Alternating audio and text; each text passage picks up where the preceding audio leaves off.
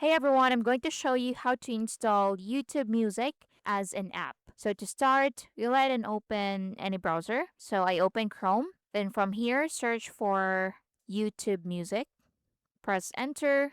So once you open it, at the top in the address bar, so you'll see a computer icon with an arrow. You can click on that. So it says install YouTube Music. So click on that and click on install to install YouTube Music as an app. Next, you can also click the three dots at the top right, then scroll down to the bottom, and here you will see cast, save, and share. Then from the options that appears, you will see install YouTube Music. So what you're gonna do is to click on that, then click on install, and that's basically it. So YouTube Music is now installed as an app, and you can sign into your account and use it as usual.